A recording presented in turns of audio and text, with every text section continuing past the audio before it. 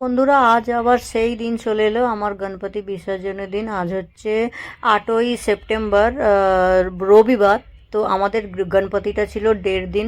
তো এখানে দেখো নামিয়ে বরণ টরণ চলছে আমাদের বাঙালিদের স্পেশাল, যেমন নিচে নামিয়ে বরণ করে হয়, একটু সিঁদুর দিয়ে দেওয়া হয়, গালে ধূপ। মানে আমার এতটা পরিমাণ মন খারাপ জানো, মানে সবার বাড়িতে যেটা হয় বেসিক্যালি পুজো হলে, গণপতি বাপ্পা এলে, বাপ্পা আসার পর একটা আনন্দ থাকে, চলে যাওয়ার দিন যে কেন আসে জানি না। আমি মন না চাইলেও ছাড়তে হবে ওনাকে, ওনার মায়ের কাছে, যেহেতু আমি পুজোর দিন পুজো আরাধনা করার জন্য নিয়ে এসেছি। সো এখানে অলরেডি আর একটু পার্ট আমার অ্যাড করা হয়নি বা নেয়া তখন থেকে ব্লগসটা শুরু করিনি।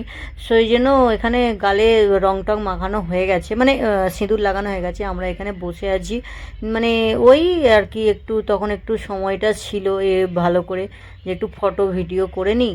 মানে চলে গেলে বাপ্পা আবার ব্লেসিং দিয়ে আমাদের আবার একটা বছর পর দেখতে দেখতে অপেক্ষায় ছিলাম, আসবে আসবে আসবে, তো এসে যাওয়া। মানে এই যে আসবে আসবে, যে কোনো পুজো বলো যাই বলো, শুনতে কত সুন্দর লাগে। এসে গেল তো একদিনের মধ্যেই শেষ হয়ে গেল।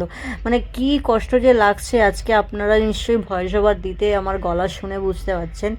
তো কি বলবো, আর মন না চাইলেও ছাড়তে তো হবে, কষ্ট প্রচণ্ড হচ্ছে।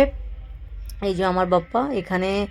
তো ফাইনালি আমরা এখানে নিয়ে চলে এলাম, বাইরেটা এই যে নিয়ে যাচ্ছি, নিয়ে চলে এসেছি। এই জন্য আমার সোনা এখানে ব্লগসটা শ্যুট করছে, ওপর থেকে নিচ থেকে কিভাবে কি নিচ্ছে জানি না। তো আপনারা দেখুন একটু, মানে কি বলবো, প্রচণ্ড কান্নাকাটির সিন, তবুও দেখবেন ফার্স্ট থেকে লাস্ট পর্যন্ত। ছোট্ট করে বানিয়েছি যতটুকু বানানো। তো এখানে চলে এলাম ফাইনাল আমরা ঘাটে ঘাটে, মানে যেখানে ঠাকুরটা বিসর্জনের জন্য আমরা নিয়ে এসেছি। তো এখানে আমি আর ফের শাক টাক বাজিয়ে বাপ্পাকে একবার আরতি করে, এখানে এটা রিচুয়ালস, এটা নিয়ম মুম্বাইয়ের, কি বাপ্পাকে দেওয়ার সময় নেওয়ার সময় বারবার আরতি করাও যে চলে যাচ্ছে। এখানে আমি আরতি করছি, এখানে মিউট করে এখন ভয়েস ওভার দিতে হলো, কেননা এর আগের একটা ব্লগস আমার ডিলিট করতে হয়েছে, তাতে একটু মিউজিক ছিল, আমি মিউট করতে কোনো একটা জায়গায় মিস করেছি বলে কপিরাইট এসে গেছে, সেজন্য এখানটায় আমাকে মিউট করতে হচ্ছে, ফুল মিউট করে আমায় ভয়েস ওভার দিতে হচ্ছে। আশা করি আপনাদের ভালো লাগবে। এখানে দুঃখের পরেও আপনারা ফার্স্ট থেকে লাস্ট পর্যন্ত দেখুন। বাপ্পা আপনাদের সবাইকে ভালো রাখুক, সবার ভালো হোক,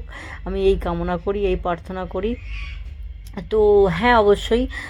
তো এখানে আরতি চলছে আমারও এখন, আমিও এখানকার স্টাইল এখন অনেকটা শিখে গেছি। দেশের মতো না যে দেশের মেয়েদের পুজো করতে দেয় না, মেয়েদের পুজোর কাছে হাত দিতে দেয় না, মানে এখানে সমস্তটা করে মেয়েরাই।